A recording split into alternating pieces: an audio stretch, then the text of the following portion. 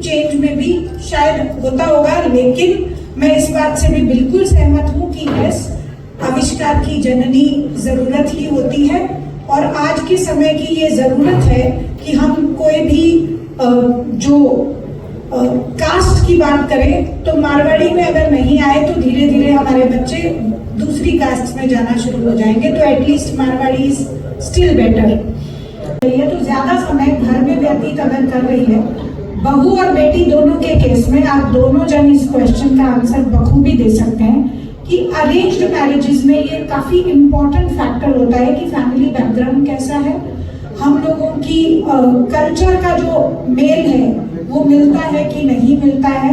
Love marriages में उतना important मानते नहीं है बच्चे, बट इम्पोर्टेंस तो उसकी मैरिजेस में तो होती है।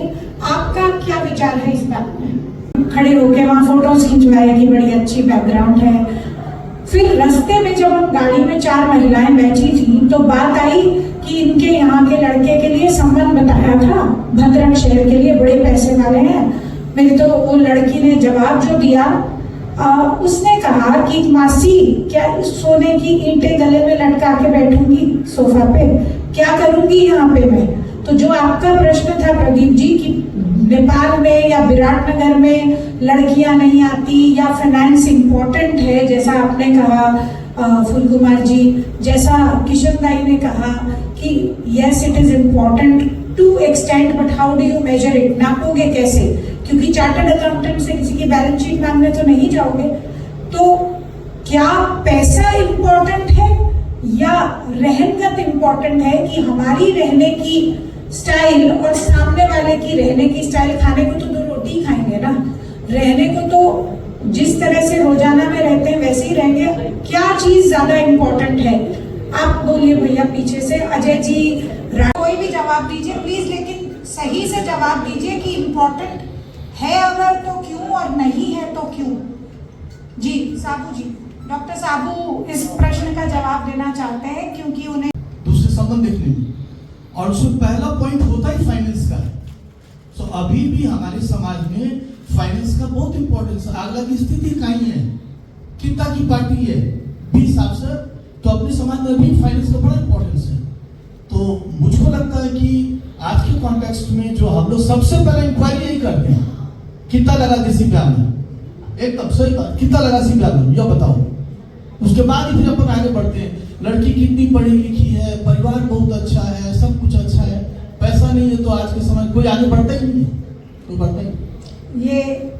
ये आपने कहा कि आगे बढ़ता नहीं है, पर मेरा प्रश्न जस का तस है, क्या ये इम्पोर्टेंट है? आप मांग रहे हैं पैसा या पूछ रहे हैं वो तो पता है, पर क्या इसका कोई महत्व या रोल है शादी में या नहीं? मुझको इम्पोर्टेंट है आपकी लाइफ स्टाइल, आपका रहन सहन का तरीका, वो इम्पोर्टेंट है। तो डॉक्टर साबू मुझसे एग्री करते हैं, थैंक यू सो मच। रहन सहन जो मैंने कहा कि आप रहते कैसे हैं घर में, आपके पास बहुत सारा सोना चांदी है पर आप दिन भर बोरिया लगा के घर में तो नहीं बैठ सकते, नहीं बैठता, उससे भी सिर दुख जाएगा। तो इसलिए रहने के लिए आपको जो आपकी बेसिक अमेनिटीज है वो ज्यादा जरूरी है। एक अक्सर क्वेश्चन जो आता है ये सबसे है कि एजुकेशन पे क्वेश्चन मार्क अक्सर लगा दिया जाता है, छोरियां ने पढ़ा दियो माथे चढ़ की, अब तो सारे दिन क्वेश्चन आंसर। ये यंगस्टर्स का भी क्वेश्चन है कि एजुकेशन ने दिमाग खराब कर दिया है लोगों का, और हम शुरू भी इसी से किए थे कि एजुकेशन नॉलेज के लिए आनी चाहिए, ना कि करियर बना। मतलब ये बात आई थी कि एजुकेशन पहले नॉलेज के लिए आती थी और अब करियर बनाने के लिए। तो क्या करियर बनाना उचित है या गलत है? और क्या नॉलेज एजुकेशन से ही आती है? मतलब ये एजुकेशन को आप किस कैटेगरी में डालना चाहेंगे? क्योंकि अक्सर प्रश्न शुरू भी यहीं से होता है कि एजुकेशन, और खत्म भी यहीं पे होता है कि एजुकेशन। इसके जस्ट प्रीटेक्स्ट में आना चाहता हूँ, एज पर भी जो प्रीटेक्स्ट है, जो हमारी उत्पत्ति है राजस्थान से हम सब उठ के आए हैं, वहाँ का जो पहले कल्चर था कि भाई जो मेल्स हैं वो बाहर निकलते थे काम करने के लिए, पैसा कमा के घर पे लाते थे, और जो फीमेल्स है वो घर संभालती थी क्योंकि भाई बाहर जाने का खर्चा और सब कुछ है। तो ये एक ट्रेंड जो है ये अभी तक हमारे मेंटालिटी में है। हम वहां से तो उठ के स्टैंडर्ड वाइज ऊपर आ गए, वहां से उठ के सोच वाइज ऊपर आ गए, सोच वाइज नहीं आ पाए, वो बोलना चाह रहा हूं। क्योंकि क्या है, उस समय में बाहर निकल के काम करना जरूरी था, और बाहर सेफ्टी पॉइंट से देख ले, ट्रैवल कंफर्ट से देख ले, मेल्स ही निकलते थे और फीमेल्स घर पे रहती थी। अब हम जिस पोजीशन पर आ गए हैं, जैसे टाइम परिवर्तन हुआ है, there is equal opportunity for everybody, equal opportunity for the boys also, equal opportunity girls के लिए भी। हम जब बेटों को पढ़ा रहे हैं तो बेटियां को भी पढ़ा रहे हैं, सब पढ़ा रहे हैं, लेकिन उसमें बहुत जन का ये बोलना है कि हम लोग वेस्टर्न कल्चर को पूरी तरह से अडॉप्ट कर लिए हैं, बट वेस्टर्न कल्चर का जो बेसिक एसेंस है वो हम मिस कर देते हैं। वेस्टर्न कल्चर में एक लड़का और एक लड़की में शुरू से ही कोई फर्क नहीं किया जाता। अगर घर में लड़की को कुकिंग करना आता है तो लड़के को भी कहा जाता है कि you also have to do it on your own. वैसे ही बहुत सारी चीजें हैं जो हमारे समाज में, हमारे सोसाइटी में बॉय सेंट्रिक काम हो गया, ये गर्ल सेंट्रिक काम हो गया। उस चीज का जो वेस्टर्न कल्चर से ग्रोथ है वो नहीं है, उस एसेंस को हम छोड़ के बाकी सब चीज अडेप्ट कर लिए हैं। तो मुझे लगता है कि जो एजुकेशन वाली भी बात अपने कर रहे हैं वो भी वहीं पर, उसका रूट कॉज वही है कि if there is equality there has to be equality. वो इक्वालिटी हर लेवल पे होनी चाहिए, चाहे घर के काम में हो, बाहर के काम में हो, पढ़ाई में हो। अगर वो सोच हम सब में आ जाएगी तो फिर ये question on equality on education ये मेरे हिसाब से राइज ही नहीं होगी। बिकॉज अगर मुझे पढ़ने लिखने का अधिकार है तो मेरी बेटर हाफ को भी उतना ही पढ़ने लिखने का अधिकार है। अगर मुझे काम करने का अधिकार है तो उसे भी काम करने का अधिकार है। मेरे हिसाब से एक बैलेंस रहना पड़ा कि भाई अगर वो घर के कामों में जितना हेल्प कर सकती है, मुझे भी उस हद, जिस हद तक पॉसिबल है वो करना चाहिए। वो बैलेंस रहने से मेरे हिसाब से ये जो वैवाहिक जीवन की गाड़ी है वो बैलेंस तरीका से आगे चल सकेगी। तो पढ़ाई के लिए वही चीज जरूरी है कि भाई दोनों को पढ़ाना लिखाना जरूरी है, और पढ़ाने के बाद बहुत बार ये सोच भी आता है, आज सुबह की शायद डिस्कशन में भी आया था कि भाई बेटी तो हमारी जॉब करी लेकिन बहू हमारी जॉब खुद करे। तो जॉब जरूरी नहीं है, अपने घर में व्यापार अपने सबके पास है, जॉब भी जरूरी नहीं, अपने व्यापार में अपने हिस्सा अगर बनाए तो ये इश्यू वही सॉल्व हो सकती है मेरे हिसाब से। ये एक सरीखे रहे तो शायद बहुत अच्छे से गाड़ी चलेगी। और महिला सशक्तिकरण समिति की मेंटोर होने के नाते मुझे महिला सशक्तिकरण पे बोलने का मौका अक्सर मिलते रहता है, तो उसी से उठाकर 2 लाइन आपको जरूर बोलना चाहूंगी कि अगर पुरुषों के कमाने को उतना ग्लोरीफाई नहीं किया जाता कि जितना किया गया है, और महिलाओं को हर दिन ये नहीं कहा जाता कि ते करो के हो, तो उनको ये जरूरत ही नहीं महसूस होती कि वो घर से बाहर निकलती और अपने आप को प्रूव करने के लिए निकलती कि देखो मैं क्या कर रही हूँ। उन्होंने तो शिक्षा से यह प्रूव करके दिखा दिया कि तुम कमाते थे, लो मैंने भी कमा के दिखा दिया, अब तुम बताओ कि मैं खाना भी बनाती हूँ, तुम एक दिन भी बना के दिखा दो तो मैं मान जाऊं। तो कहीं हमें जब महिलाओं को एम्पावर करने के लिए लगना था तो हमें साथ साथ अपने बेटों को, मैं अपने बेटे को सिखाना चाहूंगी कि उन एम्पावर्ड वुमेन को डील कैसे करना है। जब मैं शादी होके आई थी मैं उतनी एम्पावर्ड नहीं थी, शायद मेरी सासू जी जब आई थी, मेरी माँ आई थी, तो उन्हें पता था जैसे चल रहा है वैसे चलेगा, और मुझे ये ज्ञान था कि मुझसे ज्यादा सब जानते हैं, पर जब एजुकेशन की लाठी हाथ में मिली तो उन्हें पता था कि मुझे भी पता है। तो कहीं आपको ये ध्यान रखना पड़ेगा कि जब पंख के साथ, हम कहते हैं ना give wings to them to fly, तो वो पंख के साथ उड़ने वाली परियां जब आएंगी तो आप उनको दासी बनाने में मुश्किल पाओगे, कहीं आपको बराबरी देनी होगी। तो ये बेटी का नाम हीरा है, तो बड़े लोग अक्सर पूछते हैं बेटी को हीरा पसंद कर रख रहे के, पूछो ना, आप ही पसंद कर ले तो आप लोग भी काम हमको हुए। तो love marriage versus arrange marriage, what is your take on it? आपको क्या लगता है? नारायण जी से शुरू करें, छोटे में जवाब देना है क्योंकि चारों को इसी बात का जवाब देना। नहीं, दोनों ही सिस्टम में फ्लॉ तो है। अरेंज मैरिज ही सक्सेसफुल होते हैं ऐसी बात भी नहीं है, डाइवोर्स अरेंज मैरिज भी हो रहे हैं, और लव मैरिज डिलीवरी होते हैं ये बात भी नहीं है। लेकिन अरेंज मैरिज में एक सिक्योरिटी रहती है कि हम लोग जो रिश्ता करते हैं तो अपना समाज एक छोटा समाज है, हम लोग को इन्फॉर्मेशन सोर्सेज बहुत जगह से मिल जाते हैं। बड़े होकर भी वो ओपन है कि लव मैरिज अरेंज मैरिज जो भी हो अच्छे से निभ जाए, कोई दिक्कत नहीं है। यस। अब Amitabh ji as a guardian आप क्या कहना चाहेंगे? ये सही बात है नया जो बोले वो।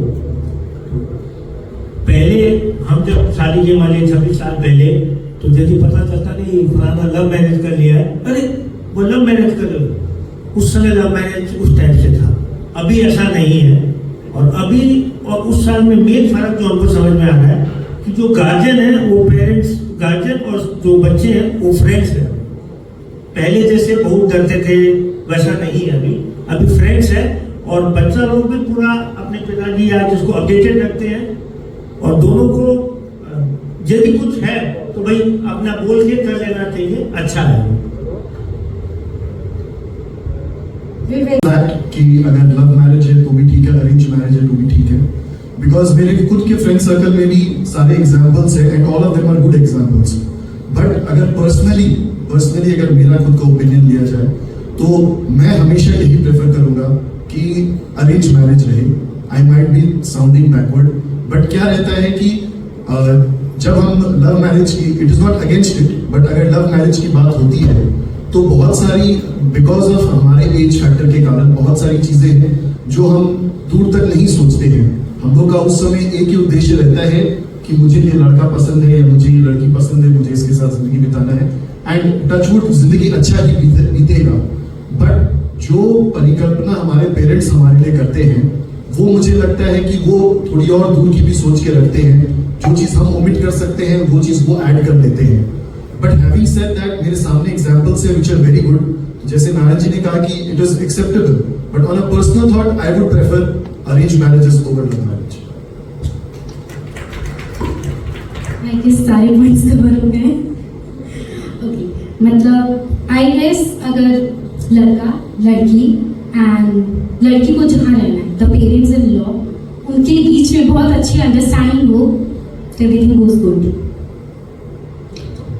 मोटा मोटी विचार ये आता है कि मैरिज, लव मैरिज हो या अरेंज मैरिज हो, अगर समझदारी से की गई हो।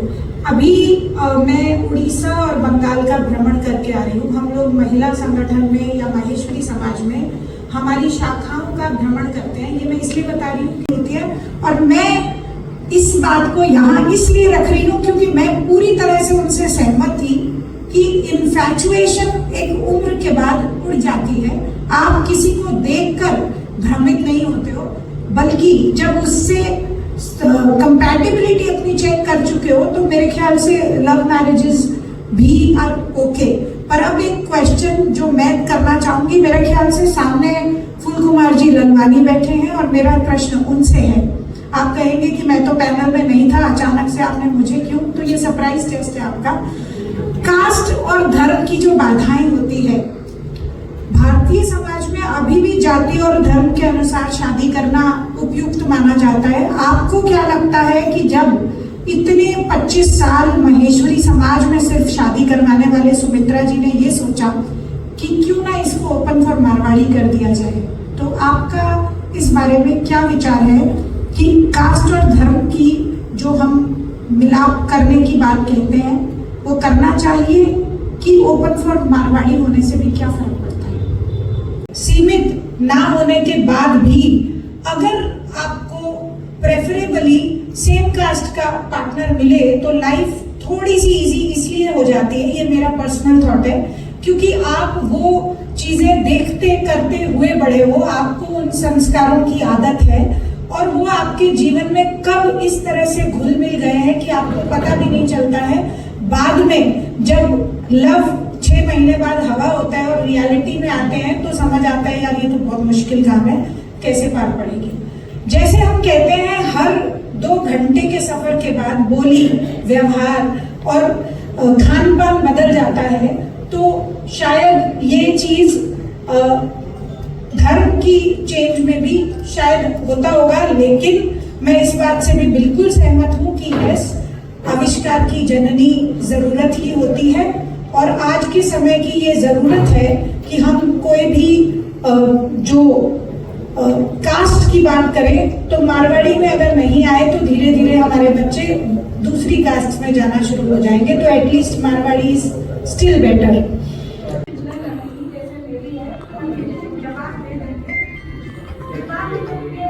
जीवन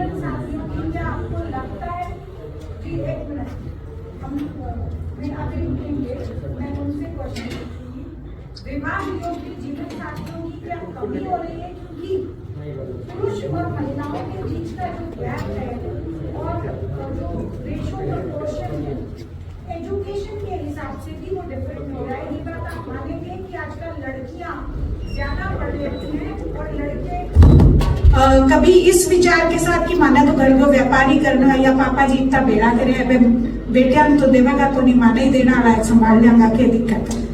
तो कहीं ये विचार भी मन में आता है और ये जो रेशो चेंज हो रहा है तो आपको भी लगता है कि जीवन साथी चुनना जो आपके लिए शायद सरल रहा अब बगल में बैठी श्रुति जैसी और लड़कियां या लड़कों के लिए मुश्किल हो रहा है। कि जैसे नारायण मामा जी ने कहा कि पहले शादी हो जाती थी बहुत अर्ली एज में, तो उस समय तक क्या जितना समझ डेवलप होना चाहिए वो नॉर्मली मैं समझता हूँ कि उतना independence of thought and action नहीं था। बोला कि भाई ब्याह करना है, तू 16 हो गयो 17 हो गयो, ठीक है करा दो, वो उस तरह से था। अब जब हमारी जनरेशन हम लोग पढ़ लिख के आगे आए हैं तो हम लोग को एक रहता है कि जब आपने हमें पढ़ाया ही है, चाहे वो लड़का हो या लड़की हो, रहता है कि जब आपने पढ़ाया तो हमें थोड़ा सा मौका और दे दीजिए। मेरी खुद की शादी 24 प्लस में हुई है, 24 और 25 के बीच में, 25वां लग गया था। बट उसके बाद क्या है, अब जो मेरी सिस्टर है उसकी भी शादी लगभग 24 के आसपास हुई थी। तो अगर अब मैं एक्सपेक्ट करूंगा कि उसकी शादी जल्दी करा दूं और मेरी शादी और थोड़ी लेट हो तो वो गलत है। इस चीज को कहीं पर ये जो बैलेंस है ये अपने को मिलाना पड़ेगा। और रही बात कि अब ease of finding the bride और ब्राइडग्रूम जो है वो ऐसा है कि अब हमारी जो मेच्योरिटी है विद एज वो इंक्रीज हो गई है।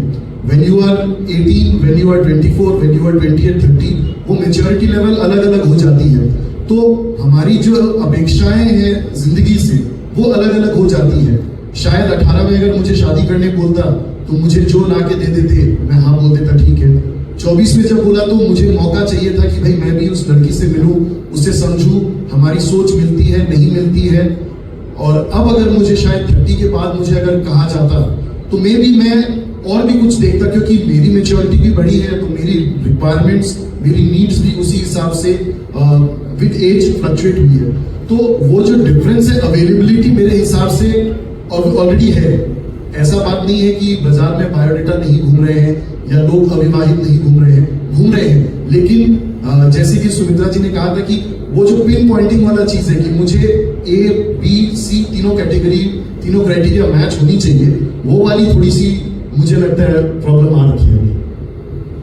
ऐसी स्थिति में इन बहनों ने जो अपना घर बार का काम संभालते हुए आज हम लोगों के बीच आकर एक्सेप्ट किया कि हाँ हम फिर से एक बार नेपाल चलते हैं आपके साथ। ये शायद दूसरी या तीसरी बार हमारे साथ यहाँ पर हैं, क्योंकि उस वक्त भी हम लोगों ने कई सारे संबंध करवाए थे, पर इस बार हमने एक सोच बनाई कि जब हमारी एक्सेप्टेबिलिटी बढ़ गई है, हम बायोडेटा अकेले में जब हम एक दूसरे से साझा करते हैं तो बोलते हैं चल कोई नहीं, मारवाड़ी हुए अब माने चाले, अग्रवाल ओसवाल के फर्क पड़े, सब तो अपना ही भाई बन गए। तो फिर क्यों ना खुले मन से ही इसको स्वीकार करते हुए, यदि आपको स्वीकार हो तो इसमें कोई ऐसी बात नहीं है कि हमने कहा आपको मानना या आपने कहा हमको मानना, आपको जो उचित लगे। बायोडेटा सम्मेलन के माध्यम से ऐसी स्थिति में इन बहनों ने जो अपना घर बार का काम संभालते हुए आज हम लोगों के बीच आकर एक्सेप्ट किया कि हाँ हम फिर से एक बार नेपाल चलते हैं आपके साथ। ये शायद दूसरी या तीसरी बार हमारे साथ यहाँ पर हैं, क्योंकि उस वक्त भी हम लोगों ने कई सारे संबंध करवाए थे, पर इस बार हमने एक सोच बनाई कि जब हमारी एक्सेप्टेबिलिटी बढ़ गई है, हम बायोडेटा अकेले में जब हम एक दूसरे से साझा करते हैं तो बोलते हैं चल कोई नहीं, मारवाड़ी हुए अब माने चाले, अग्रवाल ओसवाल के फर्क पड़े, सब तो अपना ही भाई बन गए। तो फिर क्यों ना खुले मन से ही इसको स्वीकार करते हुए, यदि आपको स्वीकार हो तो इसमें कोई ऐसी बात नहीं है कि हमने कहा आपको मानना या आपने कहा हमको मानना, आपको जो उचित लगे। बायोडेटा सम्मेलन के माध्यम से परसों है, आज क्यों हम लोग आज क्यों इकट्ठे हुए हैं, आज हम लोग इसलिए इकट्ठे हुए हैं कि ये कार्यक्रम की जरूरत क्या थी, इस पर हम छलफल कर सकें, विचार विमर्श कर सकें। मैं यहाँ पर स्टेज पर बुलाना चाहूंगी महिला जिस तरह काम करती है। कल हम लोगों को 2 AC में टिकट नहीं मिला, ये 3 AC में सबसे ऊपर की बर्थ पे चढ़ने को तैयार थी। गिर जाते ऐसा कोनी चढ़ जावा तो मैं चढ़ जाऊंगी। तो आप इस बात से अंदाजा लगा सकते हैं कि सुमित्रा जी का मादा इस मामले में कितना ज्यादा है कि अगर संबंध करवाने की बात है तो ये कलकत्ता से ना सिर्फ यहाँ तक आई हैं, बल्कि वो किसी भी तरह की दुविधा अगर हो तो उसको पार करने को तैयार है। और इन्हीं की लीडरशिप में टीम ऊपर नीचे आगे पीछे बदल सकती है, आ सकती है, जा सकती है, ये वहीं की वहीं रहती हैं। अब की बार मुझे रास्ते में कह रही थी अब मन लागे मैं छोड़ दूंगी, पर मेरे से हुआ वो कि कोनी होगो पता को नहीं इतने